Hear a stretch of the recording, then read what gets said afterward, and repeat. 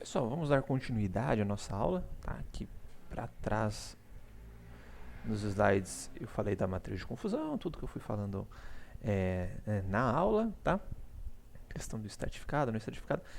Eu só esqueci de falar na parte da validação que depois o resultado da avaliação é uma média, tá? Do resultado aqui, que você vai empregar uma medida, né? Que a gente viu lá, por exemplo, precisão, revocação, acurácia, etc. Para cada um desses caras e no final você vai tirar uma média, tá? Uma coisa que eu esqueci de falar também, normalmente na literatura é utilizado o tenfold cross validation, tá? Bom, voltando aqui para a parte das métricas, tá? Tudo que eu falei está aqui, e aqui eu coloquei um sumáriozão. Esse P, na verdade, é tudo que tem o positivo, tá? O total de exemplos positivos, aqui o total de exemplos negativos, que é como se eu estivesse pegando somando a coluninha ali da nossa matriz de confusão, tá? Então, a acurácia, né? Então, tudo que ele acertou dividido pelo total de exemplos, a taxa de erro, né? Tudo que ele errou, que é no falso, dividido pelo total, revocação, né? Tudo que ele acertou dividido pelo total de positivos, né? Então, o positivo aqui é o true positive e o false negative, que é aquela coluna lá do que é real, positivo real, né? Aí tem taxa de especificidade, que não é muito utilizada, mas enfim, precisão, né? O TP mais FP, TP mais FP, a F1, tem a F beta também, que aí eu posso dar um peso maior para precisão ou revocação, tá? Mas o comum é utilizar a medida F1. Tem outras medidas, né? Mas as mais comuns é a acurácia, precisão, revocação e F1. Tá? Fui colocando alguns exemplinhos aqui de quando que uma pode ser boa, outra pode ser ruim, mostrando que às vezes é fácil aumentar a revocação, mas a precisão fica baixa, outras vezes é fácil aumentar a precisão, revocação pode ficar baixa, um resultado é F1 para ambas, tudo bonitinho para vocês comparar. E aí faltou a gente trabalhar quando a gente tem um cenário multiclasse, que a gente tratou o cenário binário, né? Mais, menos e só, né? O verdadeiro ou falso, enfim, positivo ou negativo. E agora a gente tem um cenário multiclasse. Tá? Para o cenário multiclasse, a gente vai ter ainda as mesmas medidas de avaliação. Só que a matriz de confusão ela vai ficar da seguinte forma, tá? Vamos supor que eu tenha 3 classes, que já é um cenário multiclasse, tá? E aí como que vai ficar a minha matriz? Opa, cadê você? Minha matriz de confusão, tá? Então vai ter lá a classe A, a classe B, a classe C. Aqui eu continuo tendo aquilo que o meu algoritmo prediz. Aqui eu tenho a classe A, a classe B, a classe C e aquilo que é real, que realmente existe, certo? Então, vou ter a minha matrizinha de confusão extremamente torta. Tá? Para o meu cenário multiclasse. Se eu tiver 4 classes, uma matriz 4x4, se eu tiver 5 classes, 5x5 e assim por diante. Tá? Perceba que nessa matriz ela vai manter o mesmo procedimento. Né? Se eu predisse que é A e é da classe A, ele vai marcar na diagonal. Se eu predisse que é da classe B e é da classe B, vai ficar na diagonal. Se eu predisse que é da classe C e é da classe C, ele vai ficar na diagonal. Tá? Tudo bem? Bom, e aí, como que a gente faz para calcular as medidas aqui que a gente tinha anteriormente para essa matriz, tá? Mesma coisa, ó, a precisão, tá? A acurácia, ela vai ser a soma da diagonal dividido pela soma de tudo, certo? Bom, então a acurácia é fácil. Deixa eu só voltar aqui para o slide. Tá? Que aí eu coloquei uma nomenclatura um pouquinho mais genérica que eu coloquei aqui, que é o TPA, tá? TPB, TPC. Tá? E aí quando erro de A a B, ou seja, ele falou que era A, mas era B, tá? Porque agora não tem mais falso positivo, falso negativo somente, porque não é binário o problema. Então eu coloquei em termos genéricos aqui de erro, tá? E aqui na diagonalzinha, os true positives, vamos dizer assim, né? Os acertos, tá? Da classe A, da classe B e da classe D. Na verdade, eu podia colocar A, né? Acerto da classe A, acerto da classe B, acerto da classe C. Bom, dado isso, tá? Então a acurácia, tá? Eu vou colocar aqui, ó, acerto da classe A, acerto da classe B, acerto da classe C. E aqui eu vou colocar, né? Voltar lá, erro AB, erro de AC, erro de B mais era A, erro de B mais era C, erro de CA, erro de CB, tá? Então, aqui vai ser, ó, eu vou para fazer uma coisa mais genérica, né? A minha acurácia, ela é igual ao AA mais AB mais AC dividido por todos os As, tá? Que é o AA, AB e AC, mais todos os erros, todas essas, os valores dessas células aqui na qual eu errei, tá? Então tem a acurácia. Bom, aí a gente viu a questão da precisão, revocação e F1, tá? Na hora de eu calcular precisão, revocação e F1, assim como a gente fez aqui, tá? No caso só considerando classe positiva, a gente vai ver uma situação que eu posso fazer só para classe positiva e negativa, que aí eu faço para duas classes, né? Ou fazer para três classes, vai funcionar para ambas. Então vamos supor que aqui no nosso problema, mesmo sendo binário, eu queria a precisão para a classe positiva, a precisão para a classe negativa. E combinar esses resultados, por exemplo, fazendo a média, enfim, a gente vai ver outras estratégias para combinar os resultados. Aqui no problema multiclasse, supondo que todas as classes me interessam, quero saber o quão preciso ele está em geral para todas as classes, tá? Eu vou ter que calcular a precisão para o A, precisão para o B, precisão para o C e de alguma forma combinar esses resultados depois. Mesma coisa para revocação. Revocação para o A, revocação para o B, revocação para o C e assim por diante, tá? Então, vamos começar aqui pela precisão para a classe A, certo? Como que funcionava a precisão, né? Era o true positive, que é, no caso aqui, o acerto, né? Então, no caso, era o meu A,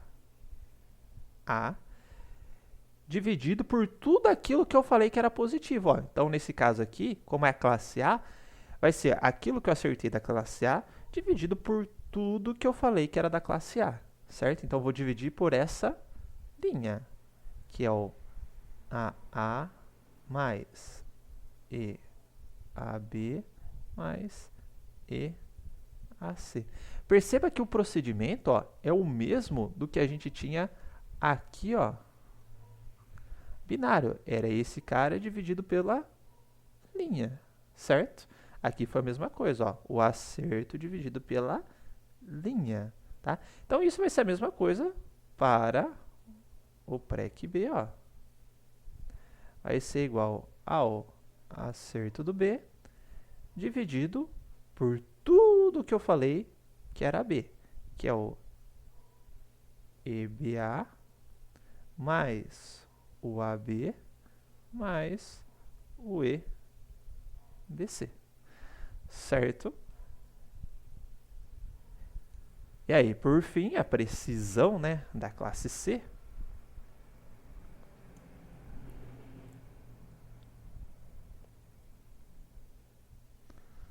é igual ao AC mais ECA mais ECB mais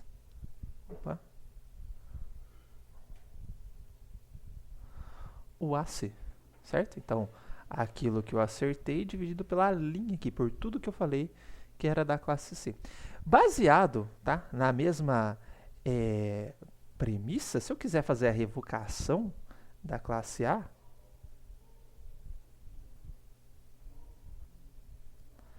então vai ser igual àquilo que eu realmente acertei, que é o AA, dividido por tudo aquilo que realmente era A, que está aqui na coluna. Perceba que a minha revocação, no caso anterior aqui, ó, era o VP dividido pela coluna, ó, VP dividido pela coluna, que era tudo que era positivo, certo?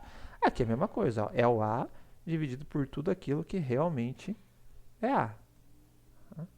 Então fica, opa, o A mais E BA mais E CA, tá? Rev B AB dividido por E AB mais A, nossa, agora ficou feio, mais E CB e a revocação do C é igual ao AC dividido por EAC mais EBC mais AC. Correto? Então agora eu tenho a revocação, tá?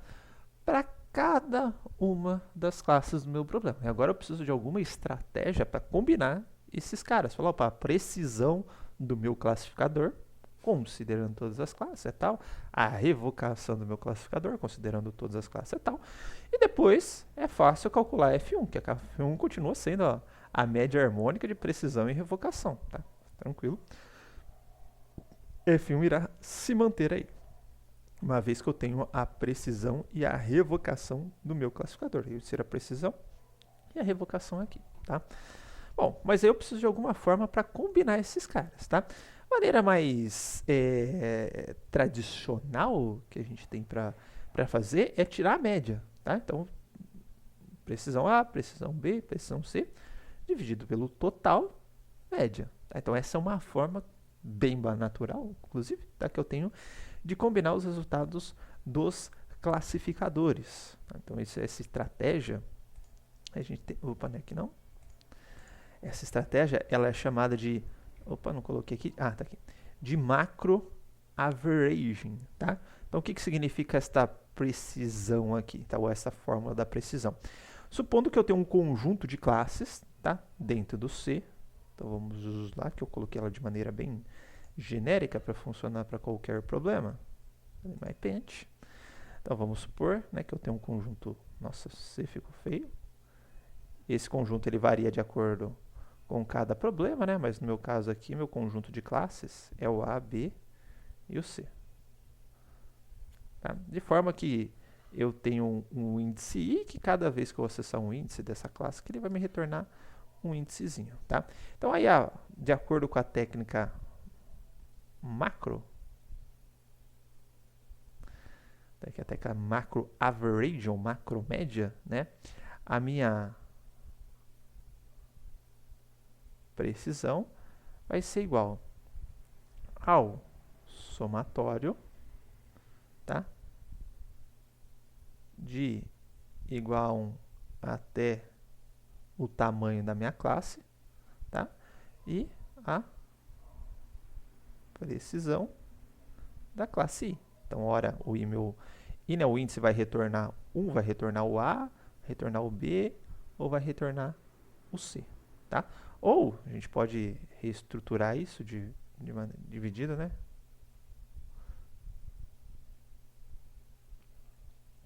Pelo total de classes. O módulo do conjunto retorna o número de elementos do conjunto, tá? Eu prefiro, na verdade, apesar daquilo ali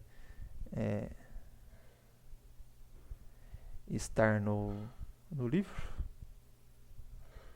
precisão da classe CI. Eu prefiro essa notação aqui, um elemento CI pertencente ao conjunto, aí ele já vira A, B, C, não precisa ficar fazendo essa forçação de barra que o I, que é o índice numérico, vai retornar um elemento. Então, eu prefiro mais essa notaçãozinha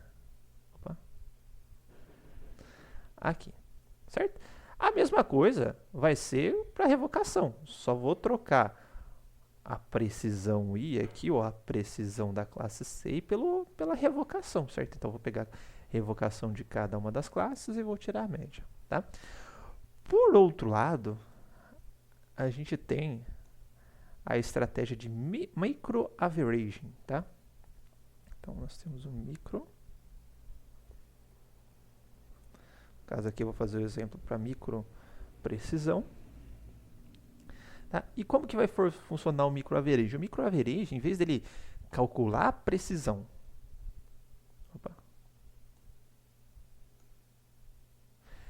ao invés dele calcular a precisão, tá, da classe A, da classe B, da classe C e tirar a média, ele vai fazer um somatório do termo da precisão da classe A, do termo da precisão da classe B, do termo da precisão da classe C. O que isso significa? Significa isso daqui, ó, somatório. Como que é o termo da precisão, né? É o TP dividido por TP mais FP, tá?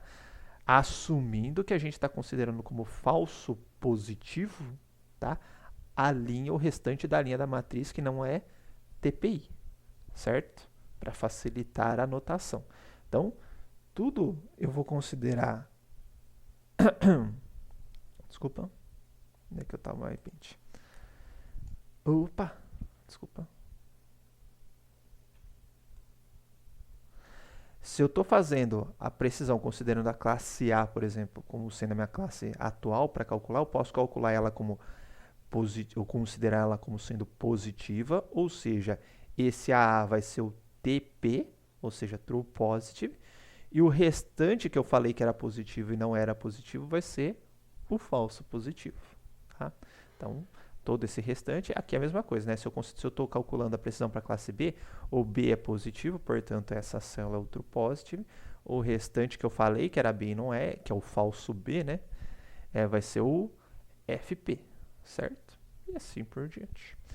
Bom, então aqui como é que fica a formulinha? Então, se a precisão, né, é somatório... Vou fazer dessa forma aqui que eu gosto mais, né? O CI pertencente a C. E aí fica o True Positive para a classe CI. Certo? Então, esse somatório, eu vou somar o True Positive do A, True Positive do B, True Positive do C. Ou acerto do A, acerto do B, acerto do C. E aqui embaixo, a mesma coisa, somatório do CI pertencente a C. E aí, qual que era a fórmula da precisão, né? Era aquela... Opa, desculpa, a precisão é a linha, né? Que é o TP da classe CI mais, parênteses aqui, mais o falso positivo, né? Aquilo que eu falei que é positivo, mas não é, mais o FP da classe CI, certo? Então, aqui eu tenho uma fórmula de combinar os resultados também, tá? Qual que é melhor, qual que é pior, tá? Se eu tenho espaço nos artigos, tá? Eu tento colocar as duas. Porque o que acontece nessa daqui? Começando por ela, tá? Tá vendo que aqui que eu tenho o TP CI, ou True Positive CI. Aí vamos supor que eu tenho uma classe com 999, tá? True Positives daquela classe, tá? Então, tem a minha exemplos. Eu acertei 999, tá?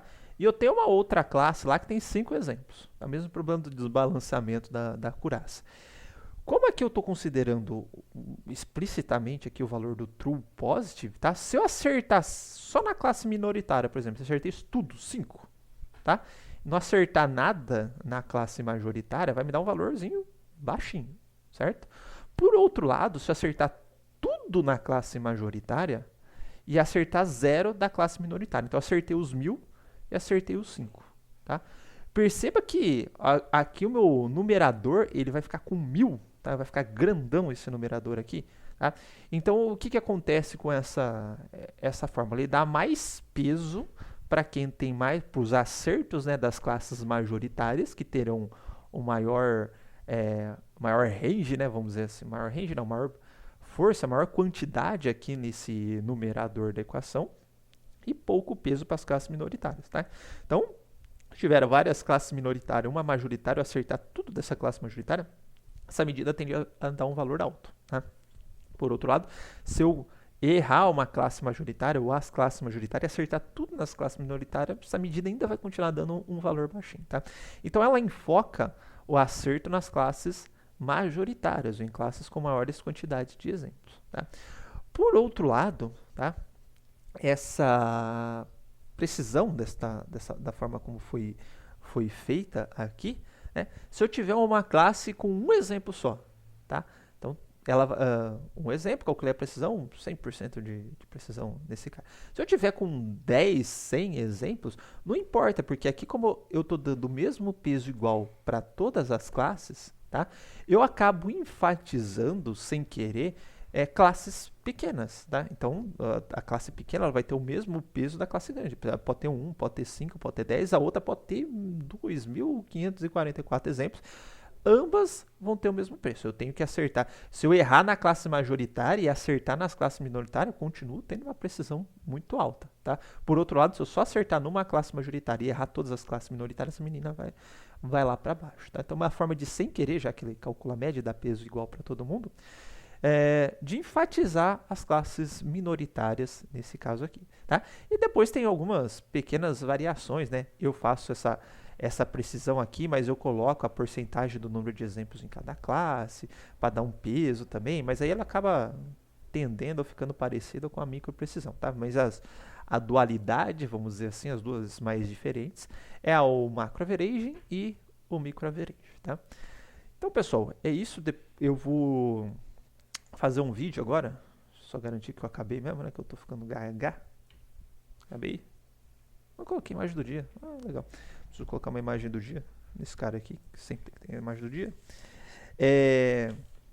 E agora, eu vou fazer um vídeo para vocês da gente começando a trabalhar agora com algoritmos de AM no Python, tá? Então a gente vai utilizar uma biblioteca sklearn, vamos carregar a base, vamos ver esse esquema de validação que a gente fez, como que eu separo esses caras para avaliar e como que eu emprego essas medidas, todas essas medidas, né, de avaliação que a gente viu para comparar os classificadores. Então a gente vai começando lá com o unruly que a gente viu, tem um random classifier, tipo um classificador aleatório, que eu tenho que bater esse classificador aleatório, então eu vou pegar qual que seria a acurácia, por exemplo, de um classificador que eu só chuto as respostas, tá? E depois a gente coloca um outro que a gente não viu ainda, mas só pra gente ter uma noçãozinha, tá? Então, até o próximo vídeo.